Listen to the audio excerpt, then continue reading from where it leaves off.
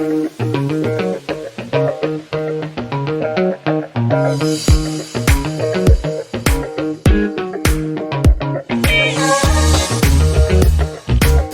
buenas noches, ¿cómo están todos? Esperemos, estamos siempre, estamos siempre gozosos de que podamos reunirnos como iglesia para que conforme a la operatividad que Dios ha depositado en nosotros como responsabilidad, estas puedan ser, puedan ser asumidas con responsabilidad, con disciplina y con compromiso. Queremos siempre recordar y saludar a las personas que nos visitan por primera vez y aquellas personas que nos visitan de manera frecuente. Tenemos a Sibelice, su familia que hoy nos visitan, su esposo, su hijo, sus hijos. No sé si su nieto, el chiquito, ¿es nieto? Hijo también, porque como vi el hijo grande. Sí, tenemos a la Morena también, que es muy amiga de Sibelice. Hay cosas raras. Sí, porque... Morena, ¿a quién tú conoces primero? ¿A Sibelice o a nosotros? Para que tú... sin embargo, Sibelice fue que la... Sí. Bueno, es un trueque. El chavo, el chavo decía, sí, estudiando cualquiera pasa. Pero agradecemos siempre en gran manera el esfuerzo que las personas hacen de decir presente. También quiero felicitar a los jóvenes que por la actividad que tuvieron en el día de anoche.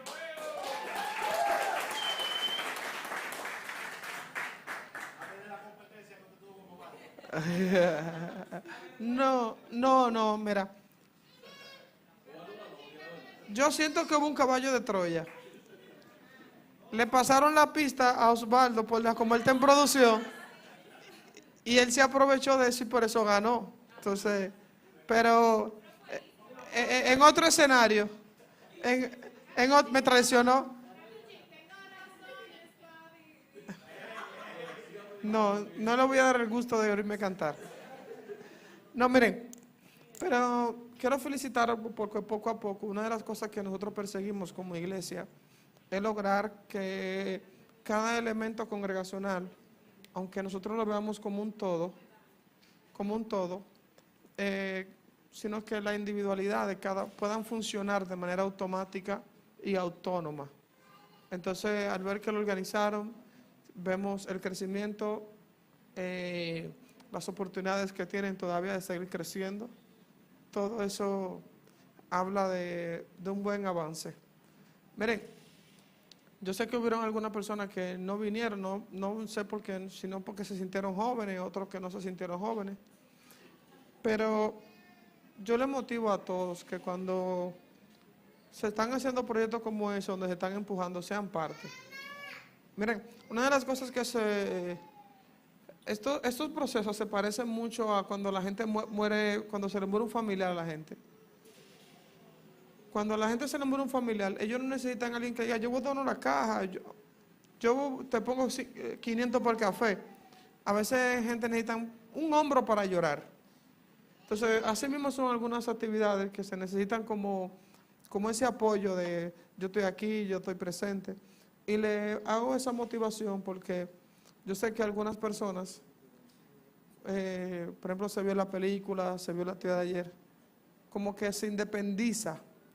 Y es bueno que ustedes sepan, señores, que nosotros estamos independizando los ministerios, no para trabajar en la iglesia como si fuesen cosas distintas, sino para trabajar necesidades puntuales que responden a la etapa y la edad en la que las personas están viviendo. Por lo tanto, sea parte, no haga caso omiso y entiende el valor que tienen estas cosas. Así que ya nos quedan a nosotros ya 3 semanas, creo que fue, dijo Wilmer, para el campamento. Hay un uso que no se ha estado dando y es que ese domingo 29 la celebración la haremos allá. No va a haber celebración aquí en la mañana, que toque en la mañana, sino que la haremos allá en el cierre, para que lo tengan pendiente, vayan recordando, no habrá celebración ese día, sino que la tendremos allá. Amén. Así que, puestos sobre sus pies, y queremos dar una continuidad de lo que estuvimos hablando el domingo pasado.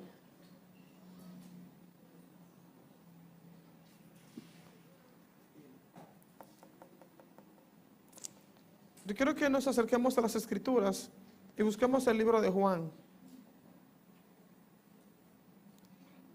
Y quiero que leamos tres versos del libro de Juan, en el capítulo 17 del libro de Juan.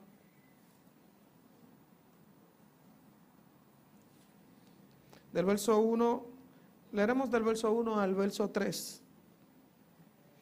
Estas cosas habló Jesús, y levantando los ojos al cielo, dijo al Padre: la hora ha llegado, glorifica a tu Hijo, para que también tu Hijo te glorifique a ti. Como le has dado potestad sobre toda carne, para que dé vida eterna a todos los que le diste. Y el verso 3 define en qué consiste esta vida eterna. Y esta es la vida eterna, que te conozcan a ti, al único Dios verdadero, y a Jesucristo a quien has enviado. Señor, gracias por las Escrituras, porque en ellas entendemos que encontramos la palabra de Dios.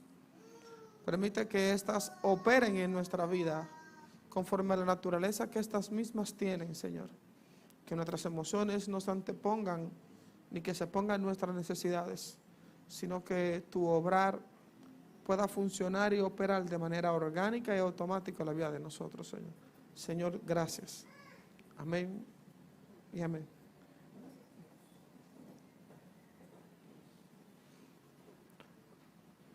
Hoy quiero con la ayuda de Dios a ver si puedo tratar tres paralelos de lo que nosotros venimos hablando acerca de lo que es la expresión de la cultura. Hay tres paralelos. El primer paralelo que quiero trabajar hoy es la expresión que habla Juan en todo su capítulo, en el capítulo 17. El segundo paralelo que quiero trabajar hoy es el costo que cuesta, cuánto cuesta servir, cuánto cuesta el transitar este camino, cuál es el costo de este camino. Y el tercer paralelo que quiero trabajar, y es conforme a lo que terminé el domingo pasado, y es qué tipo de iglesia tú quieres expresar. Estuvimos mencionando el domingo pasado 4 tipos de expresiones. La primera expresión, no es lo mismo hablar de lo que es la congregación que hablar de lo que es la iglesia. Y no es lo mismo hablar de lo que es la iglesia como organismo vivo a la iglesia como una institución. Vamos a ver cómo podemos en el transcurso de este desarrollo podamos tratar estos temas para poder traer claridad. Vamos a empezar con la primera parte de lo que venimos hablando del libro de Juan. Estuvimos leyendo acerca de en qué consiste la vida eterna. Pero quiero primero contextualizar lo que viene enseñando el libro de Juan con respecto a por qué tiene razón esta oración. Si alguno de ustedes quisiera ver un modelo de oración, si alguno de ustedes quisiera ver cómo Jesús ora, es importante que cada uno de manera detallada en su hogar a modo de tarea pueda analizar todos los versículos, creo que son aproximadamente 26 versículos, que tiene todo el capítulo 17 del libro de Juan. Cuando a nosotros se nos habla de oración por lo regular, cada vez que nos toca hablar de las oraciones que hizo Jesús, casi siempre nos llega a nosotros a la mente Mateo 6, cuando habla acerca del Padre Nuestro que estás en los cielos. Pero muchas veces pasamos por alto la oración que hizo Jesús en Juan 17. Y yo creo que una de las declaraciones apostólicas más importantes en cuanto a la oración la hace Jesús en Juan 17. Y el contexto inmediato de este texto me llama mucho la atención porque Jesús está haciendo una especie de despedida. Y en medio de esa despedida está también tratando como de encomendar acerca de lo que quiere hacer con los discípulos. Y hay un paralelo interesante donde Jesús empieza a mencionar un tipo de comportamiento y un tipo de comportamiento en cuanto a la forma en que él vivía pero también en cuanto a la forma que ellos esperaban que Él también viviera. Y por eso en la introducción del texto empieza hablando que Él le dio la vida eterna y empieza a hablar en qué consiste la vida eterna. Yo no sé si alguno de ustedes se ha hecho esa pregunta o si alguna persona a la hora de predicarle o de hablarle de la conversión, muchas veces nosotros pasamos en la calle, el día a día, escuchamos Cristo viene, no sé cuánto lo han oído, Cristo viene, escuchamos el anuncio de aquellas personas que aman el predicar en las calles y en los semáforos y empiezan a hablar acerca de una vida eterna. Pero nosotros tenemos que preguntarnos, ¿en qué consiste la vida eterna? La vida eterna, más que definirse muchas veces, más que definirse basado en lo que el mismo Jesús dijo, esto se ha visualizado como un lugar. Y muchas veces nosotros cuando hablamos de vida eterna, de una vez nos visualiza una mochila o una maleta donde tú tienes que preparar porque te vas para un viaje. Y la vida eterna se empezó a definir como el lugar a donde nosotros teníamos que ir. Y por eso muchos de nosotros entendimos que cuando se hablaba de vida eterna, se hablaba de ir ¿hacia dónde? Al cielo. Y esto yo no quiero entrar en una competencia de argumento, pero sí que nosotros podamos entender la importancia de entender de manera correcta en qué consiste esta vida eterna.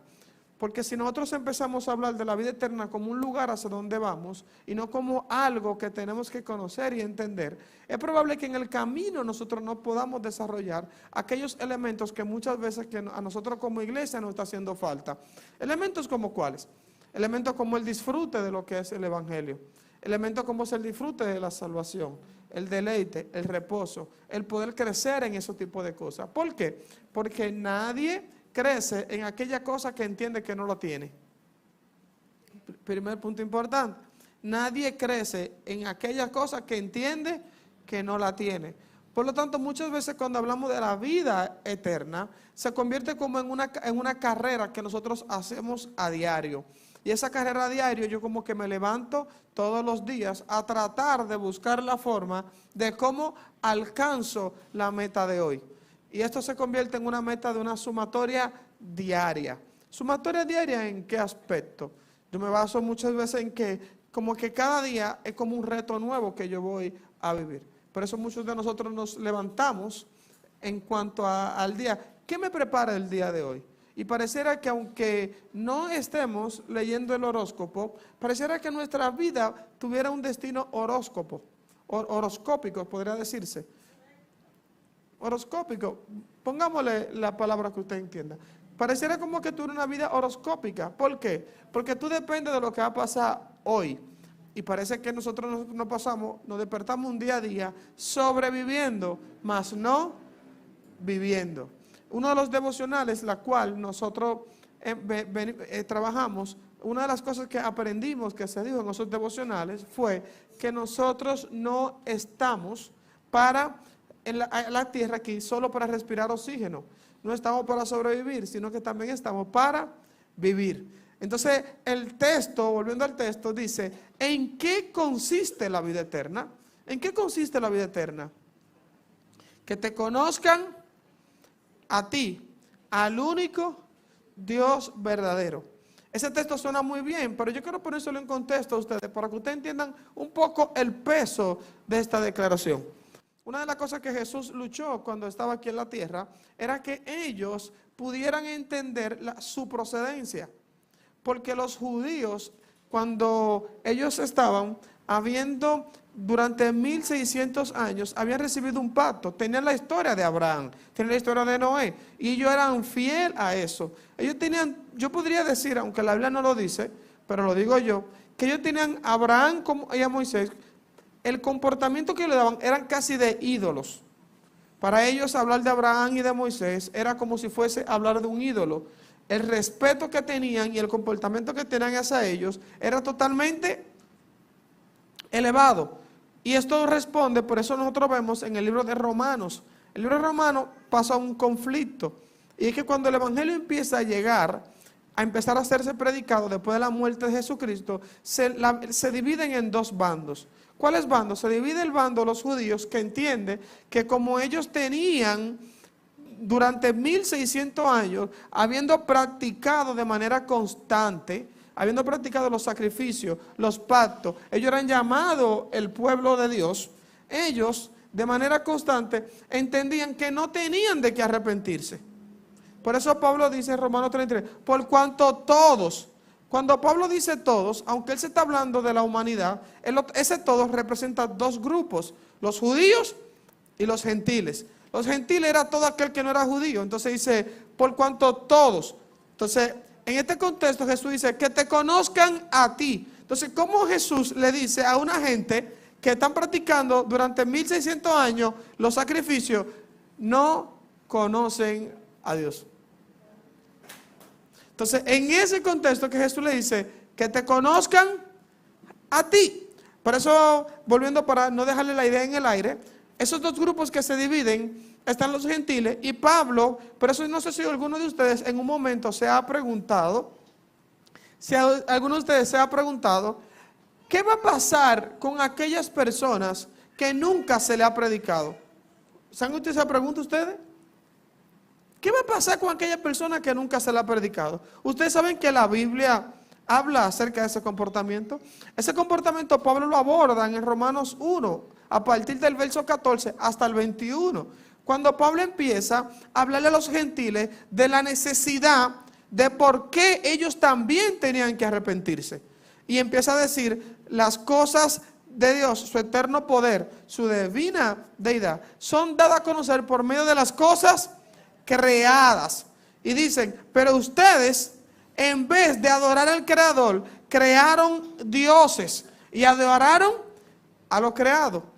Por eso del capítulo 1 al capítulo 4 del libro de Romanos, hay una palabra que se va a repetir varias veces, y es la palabra, por lo tanto, no tienen excusas.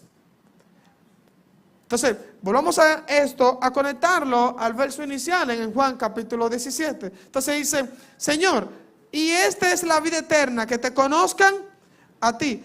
Eso es como que tú tienes tus padres, bueno, en el caso mío, yo tengo 32 años, y que ahora me digan, mira, tú tienes que conocer a tu papá. ¿Qué tú vas a decir? ¿Cómo así? Que yo tengo que conocer a mi papá. Sí, tú tienes que conocer a tu papá, pero yo tengo 33 años con él. Entonces imagínense esa persona teniendo su abuelo, los abuelos de los abuelos, los tatarabuelos, los bisabuelos y toda esa generación enseñándole algo y empezar a decirle, ustedes todavía no conocen a Dios. Entonces, ¿por qué Él le dice conocer a Dios? Ustedes no conocen a Dios. Y quiero que profundicemos un poco acerca de en qué consiste este término. La Biblia dice, en esto consiste la vida eterna, que te conozcan. La palabra conocer aquí, ¿qué significa conocer? Lamentable el caso, a veces nosotros en español, cuando nos llega un término, muchas veces tenemos el término que nuestra mente ha definido. Pero muy pocas veces nosotros indagamos con profundidad acerca del término. Sin embargo, la palabra conocer en el contexto que se escribe en las escrituras es más interesante y es más rico su concepto. Porque la palabra conocer, esta es usada,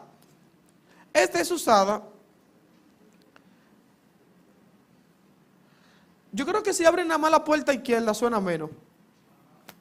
Si nada más la izquierda, no tienen que abrir a las dos. Entonces, ¿ah? Mira, a ver, no se suena. Entonces, volviendo al punto, la palabra conocer, esta es usada en el contexto para nosotros, para la Biblia hablar acerca de lo que es concebir. Por ejemplo, la Biblia dice, y conoció Adán a su mujer y tuvo un hijo. ¿Qué conocer es ese que produce una creación, que concibe? Es un conocimiento que produce una intimidad, un involucramiento, donde hay un involucramiento de lo que es el ser completo de uno con el ser completo de otro. Y la unión completa de esa, que produce entonces, da a luz un hijo. Entonces, Que te conozcan a ti, ese conocer no es decir que cuando me preguntan, ¿tú crees en Dios? Sí, yo sé que tú crees en Dios. ¿Tú crees en la existencia de Dios? Sí. ¿Y qué es Dios para ti? Dios es lo máximo. Dios es lo más grande que esto. Pero tú tienes un conocimiento que es por información, un conocimiento referencial. ¿Quién de ustedes conoce la marca Lamborghini? Cuento 1, 2, 3, 4, más de 10. ¿Quién se ha montado? ¿Quién se ha montado en Lamborghini? Hay como 2 o 3. Pero el número de personas que se han montado es casi insignificante basado en la cantidad de personas que conocen la marca. Pero la mayoría de personas conocen la marca por información. Pero hay otros que conocen la marca porque se han montado, ¿cierto?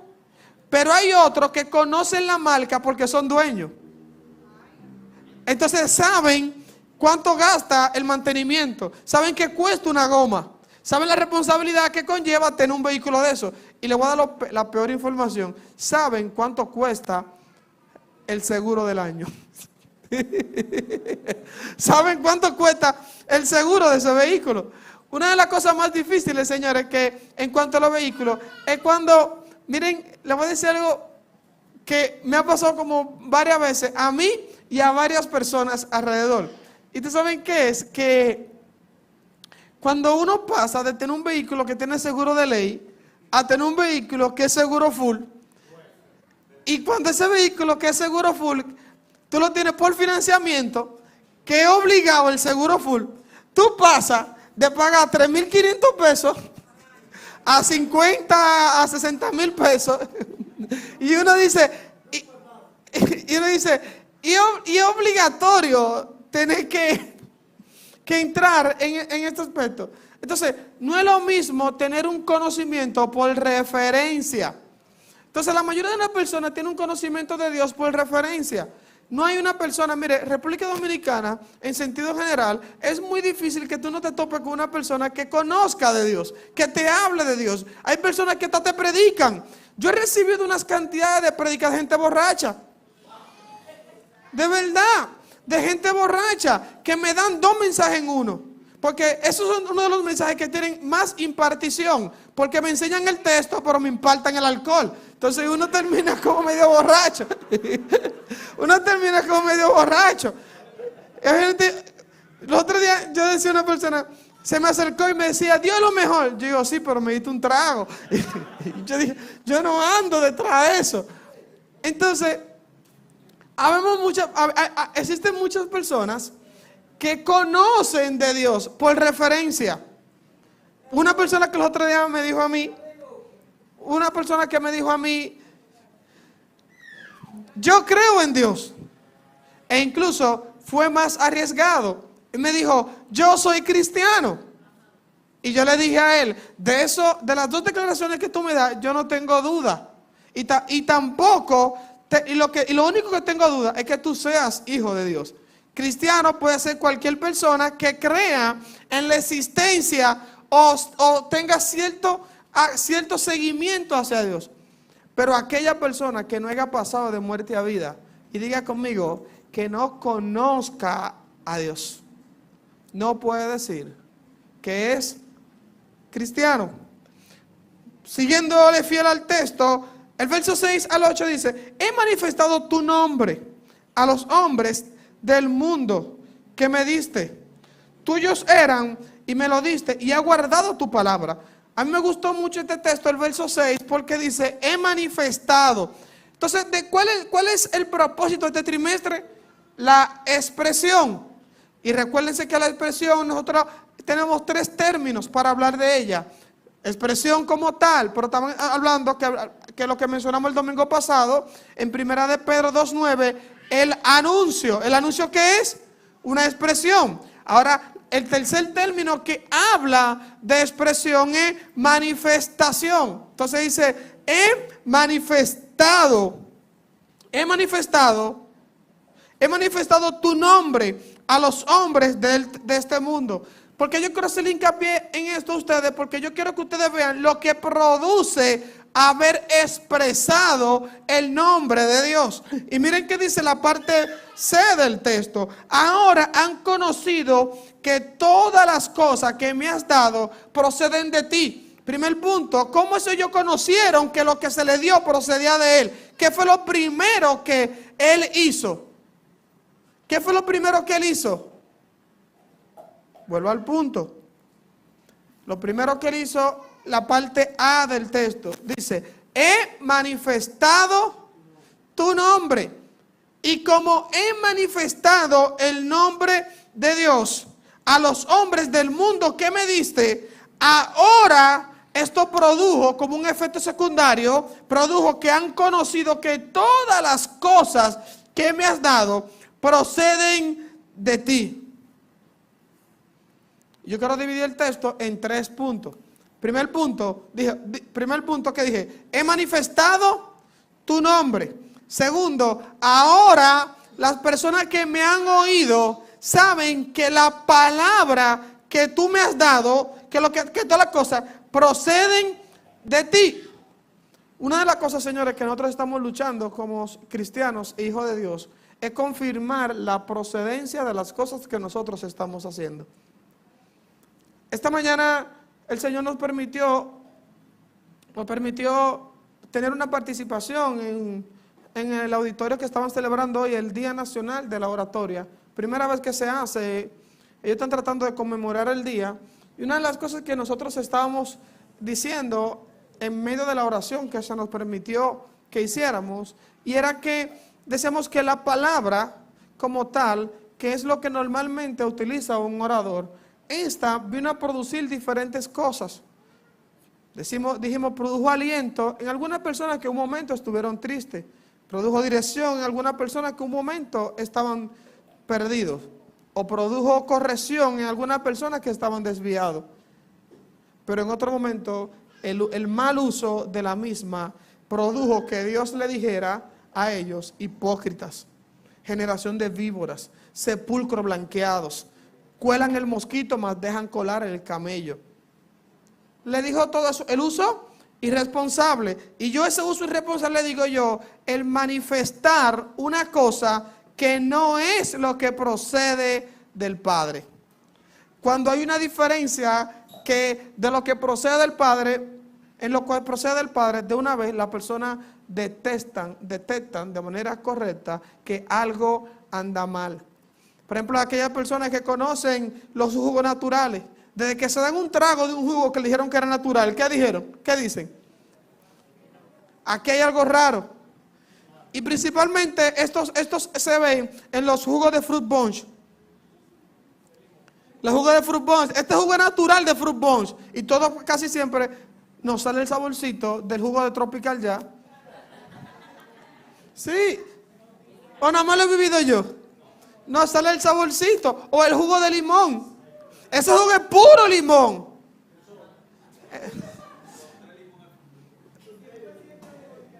100% limón ya. Bravo. Entonces, la gente necesita que lo que nosotros expresamos sea coherente con la procedencia de lo que nosotros decimos de dónde venimos. Y miren que dice la parte C del texto. Ahora han conocido todas las cosas que me has dado, que proceden de ti, porque las palabras que me diste les he dado. Miren esta parte importante que dice, ¿qué fue lo que Dios le dio? ¿Qué fue lo que Jesús le dio a los discípulos? La palabra, pero ¿que le dio quién? Que le dio su Padre. Pero noten cómo viene la evolución del texto. Primero habla de un conocer.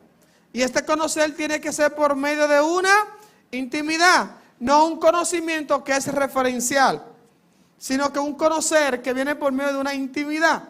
Y este conocer va a producir en nosotros entonces una manifestación. Pero no una manifestación sobrenatural, como algunos cantaban ayer. No es eso.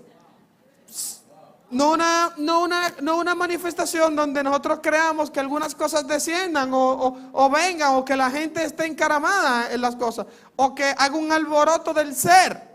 No, sino una manifestación donde la gente conozca la procedencia de quién es que está entregando. Por eso él dice, la palabra que tú me diste, eso he dado. Entonces, miren cómo viene la evolución.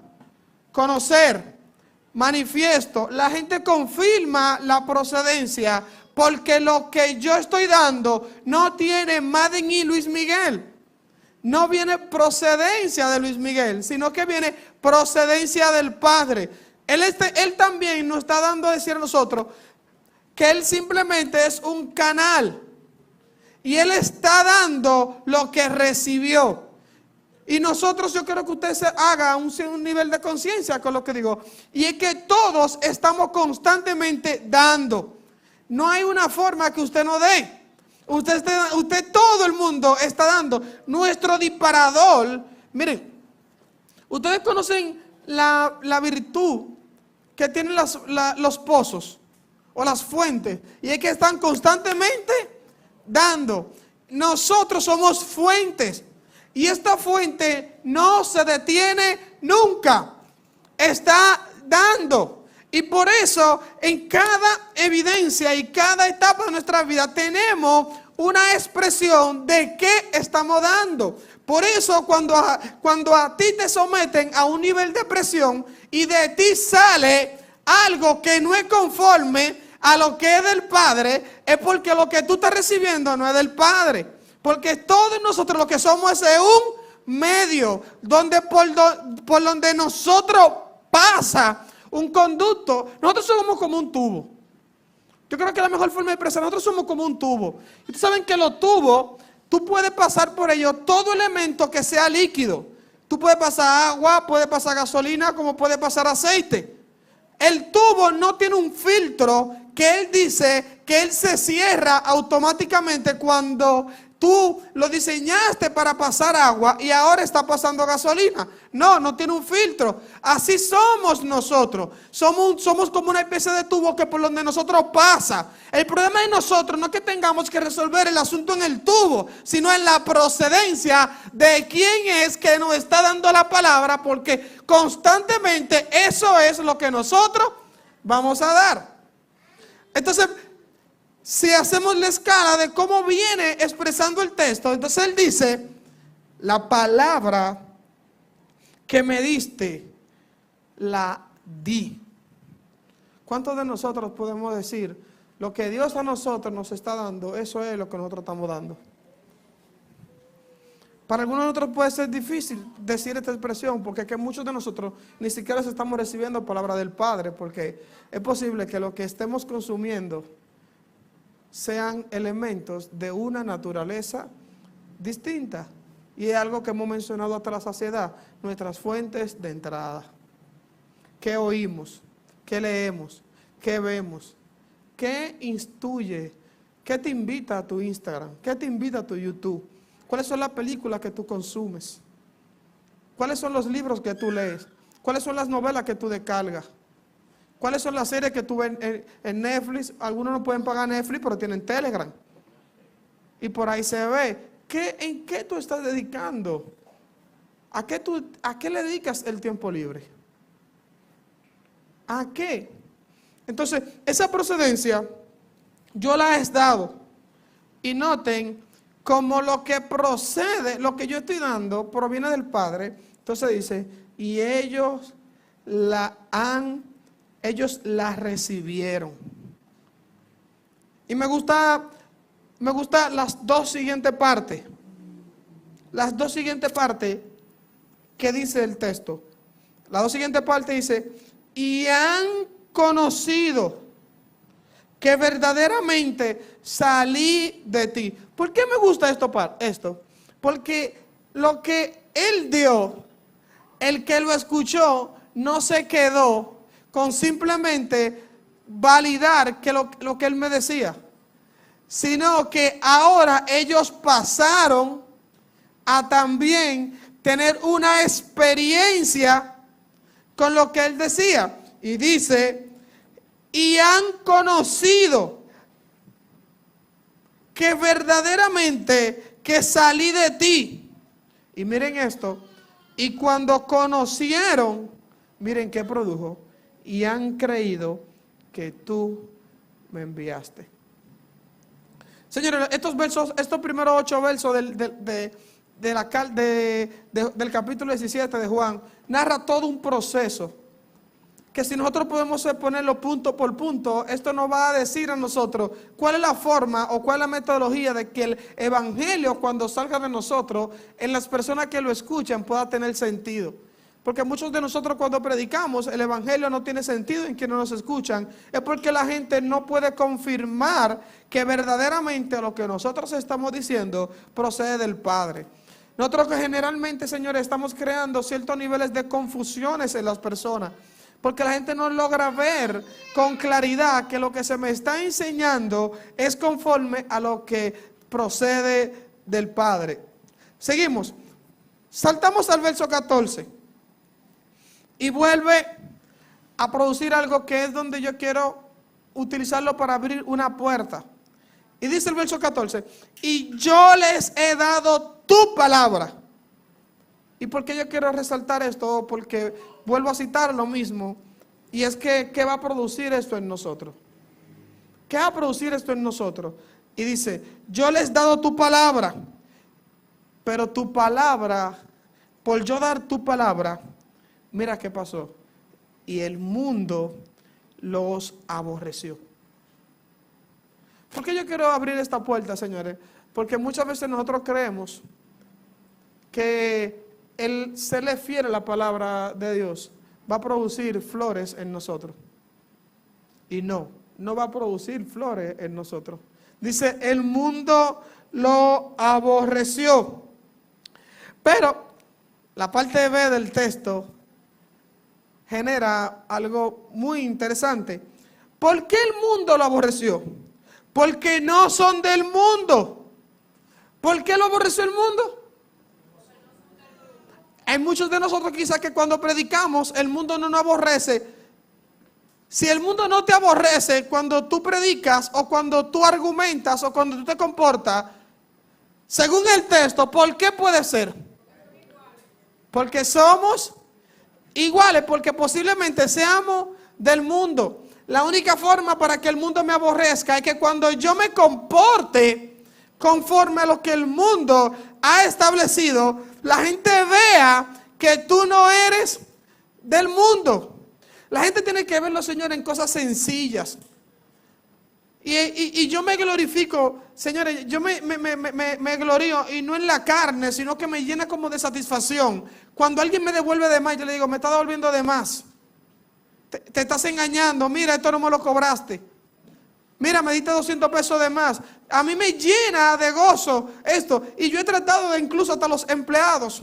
Miren, hay empleados que uno maneja que quieren ser más buenos con nosotros mismos que lo que nosotros pudiéramos hacer. Y a veces ellos se ponen en la idea de hasta mentir para producirte beneficio. Y yo a algunos empleados se lo he dicho, nunca trate de mentir para producir beneficio. Yo una persona que tiene muchos años trabajando con nosotros, el otro día me dijo a mí, Luis, yo le dije a él para que le vendiera que yo se lo iba a vender a usted. Y yo le dije, no hables mentira para beneficiar a nosotros como empresa, porque entiende que primero, tú antes de ser empleado, primero eres hijo de Dios.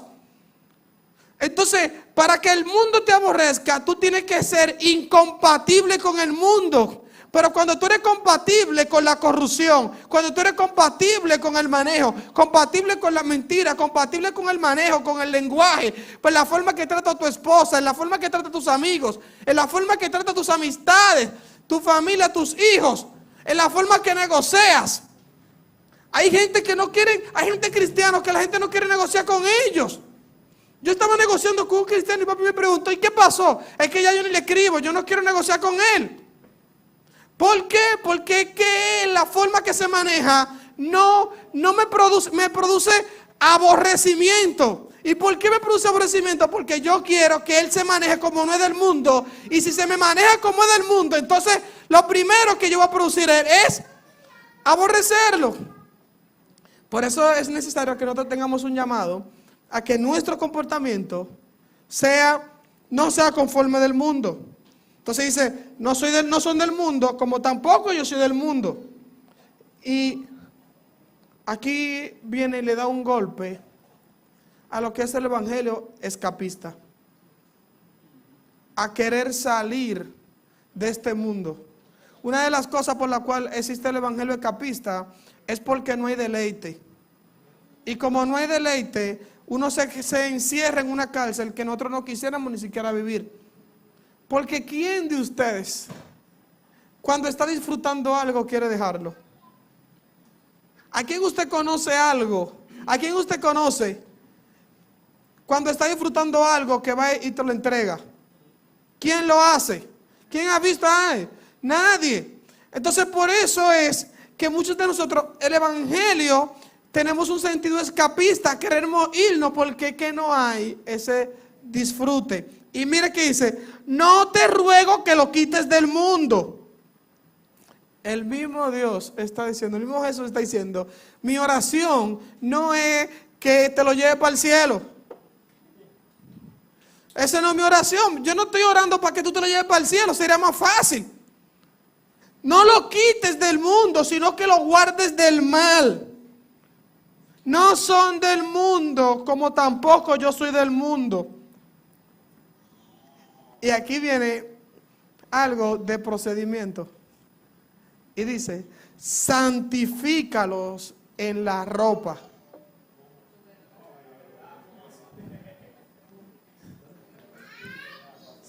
¿Está el texto ahí? No. Dice, santifícalo en el lenguaje.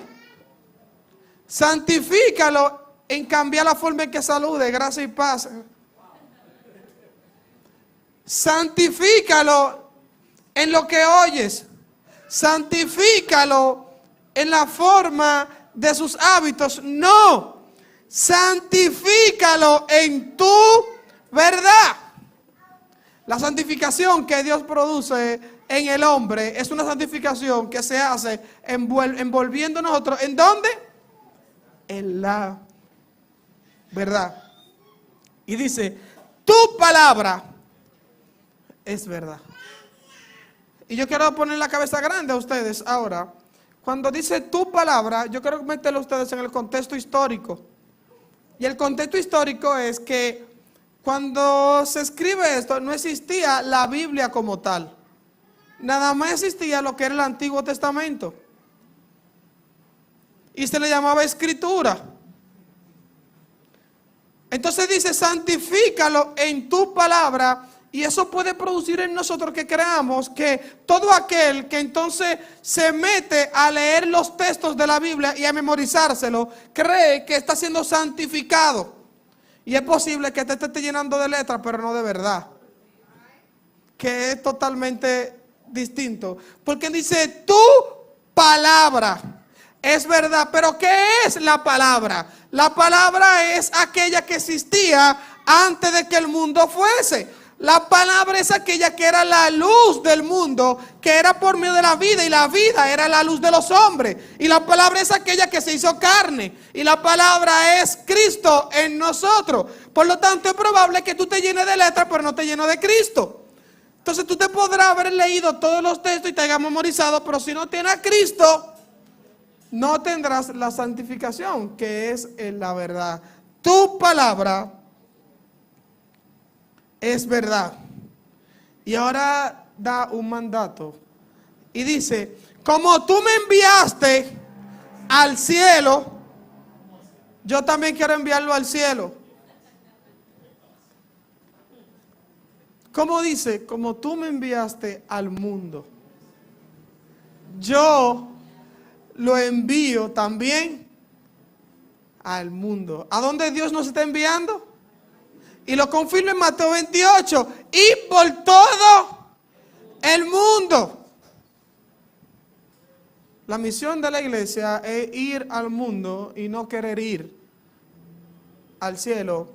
Y aunque eso en algún momento lo logremos, si es de la voluntad de Dios, pero tenemos una misión terrenal.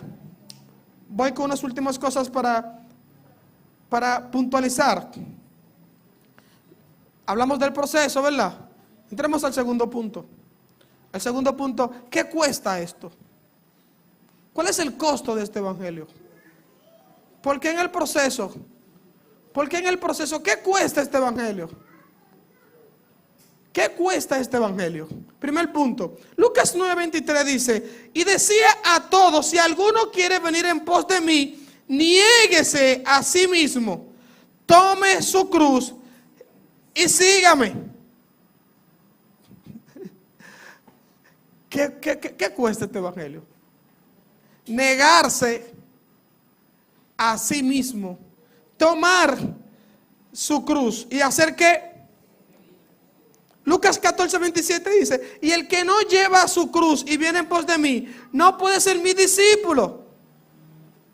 Y aquí dice algo poderoso, dice, porque ¿quién de vosotros, queriendo edificar una torre, no se sienta primero y calcula los gastos, a ver si él tiene lo que necesita para acabarla?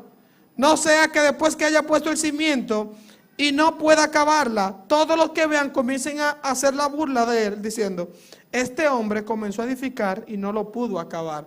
Lo que te está diciendo Jesús, yo quiero que tú entiendas el compromiso que tú vas a asumir cuando tú seas mi discípulo. Mateo 10 dice, el que ama padre o madre más que a mí, no es digno. Oiga, miren el costo de esto. El que no toma su cruz, no puede seguirme. Oigan el tercer punto que dice, el que ama más a padre o madre, no es digno. Y miren el segundo nivel de amor que dice, habla de padre o madre. Y yo quiero que, oye, la Biblia hay tanta sabiduría. Porque ustedes saben que cuando las personas tienen hijos, entonces aman más a los hijos que a los padres. Sí. Entonces dice, y el que ama a hijo o a hija más que a mí, no es digno de mí. Y encierra el otro factor, también los hijos van incluidos. Y dice, y el que no toma su cruz y sigue en pos de mí, no es digno de mí. Y el verso 39 es una bomba. Dice, y el que haya su vida, el que trata de salvar su vida, la perderá. Y el que pierde su vida, la hallará. Un costo de este evangelio es perder la vida. ¿Cuántos de nosotros estamos dispuestos a perder la vida? Yo quiero que ustedes sepan, el sano contexto del texto no está hablando de la vida biológica. No está hablando de la vida biológica. Es que yo tengo que recurrir a lo que Wellington ha enseñado varias veces. Y el ejemplo que él habla de Bruce Wayne cuando es Batman. Si ustedes se dan cuenta que poca gente conoce a Bruce Wayne y poca gente conoce a Clark Kent, porque la gente conoce tanto del personaje que se olvida de quién está detrás del personaje. Porque él en el personaje perdió su vida fuera del personaje. Entonces esto es, ¿tú eres empresario?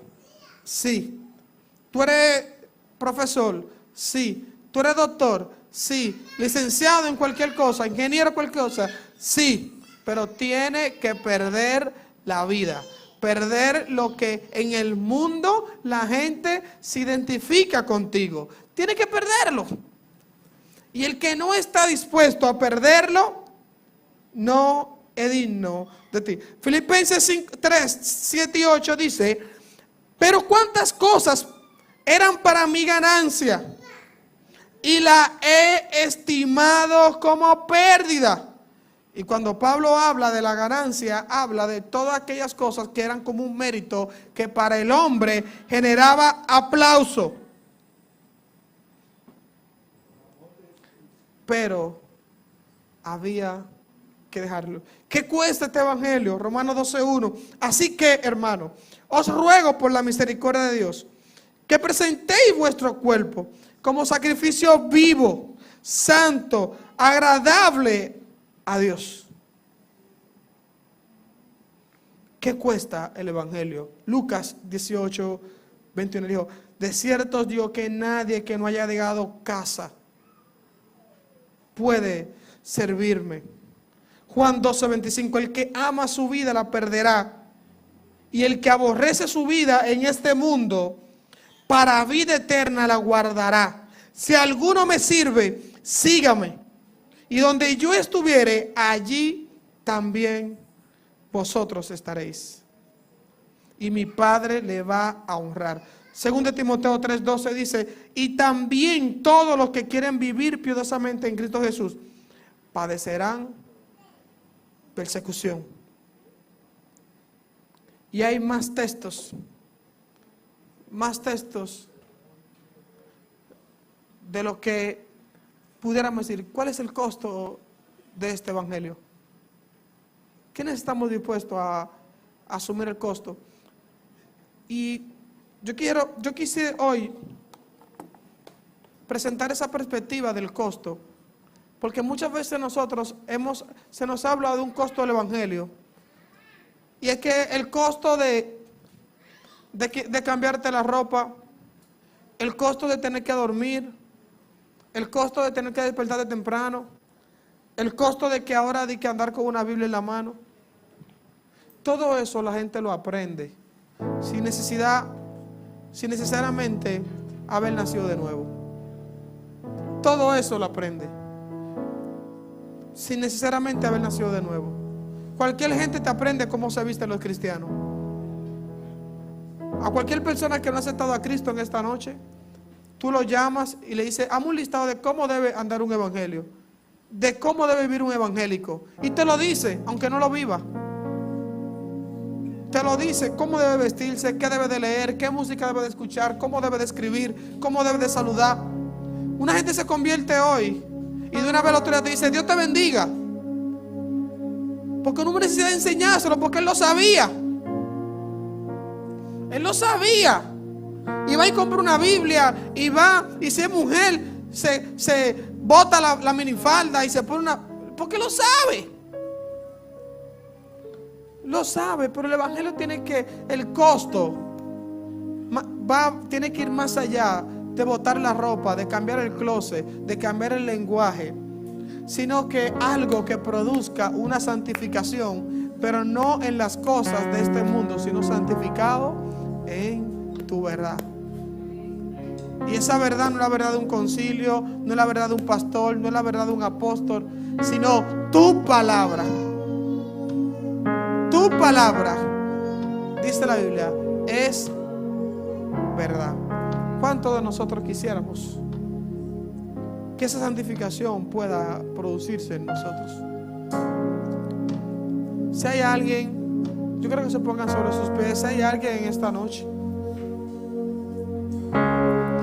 que desea, que quisieras pasar de muerte a vida,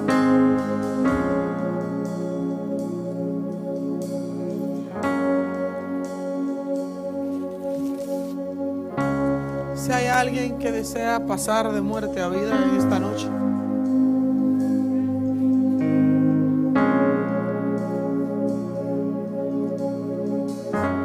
este es el momento. Soberano, victorioso Rey,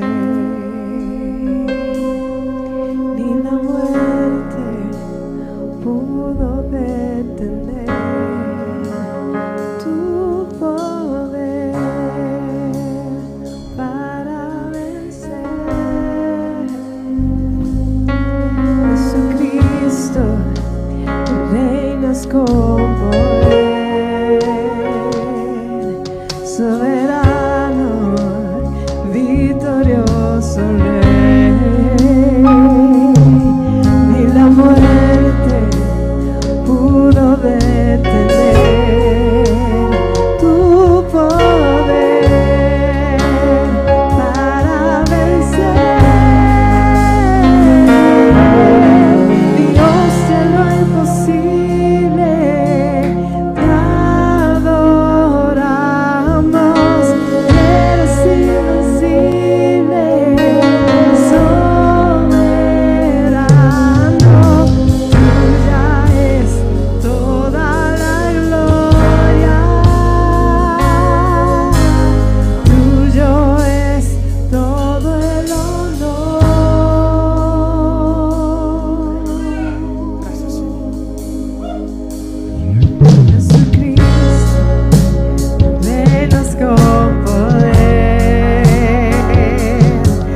soberano, victorioso Rey. Y la muerte pudo detener tu poder para vencer. Dios en lo imposible, eres invencible, soberano, tuya es toda la gloria, tuyo es todo el honor. Dios de lo imposible,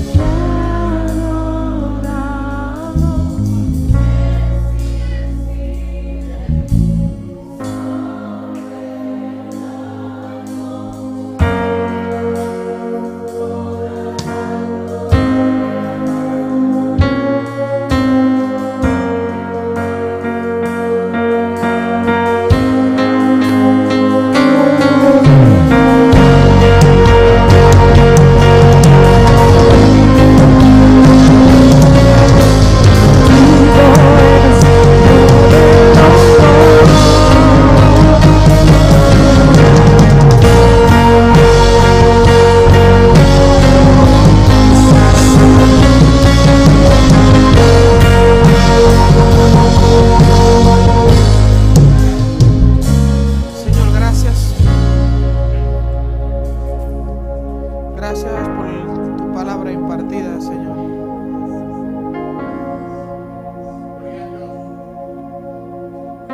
Queremos orar para así cerrar. Antes de cerrar, voy a aprovechar a hacer una oración de una persona que se me acercó y me dijo que orara por su madre, que está pasando por un proceso difícil de salud. Señor, te presentamos la vida de la madre de la persona que se me acercó. Que seas tú obrando, Señor, conforme a tu propósito y tu voluntad, Señor. Permite que los procesos puedan sumar en cuanto a la vida eterna, Señor, y que éstas puedan producir, Señor, una dirección correcta. Aún los procesos difíciles pueden sumar al propósito, Señor. Permite que esto pueda ser entendido, Señor. Padre, en el nombre de Jesús, nos vamos a despedir. Permite que, sin importar hacia donde nosotros vayamos, podamos llegar bien, Padre. En tu nombre hemos orado, Señor. Amén.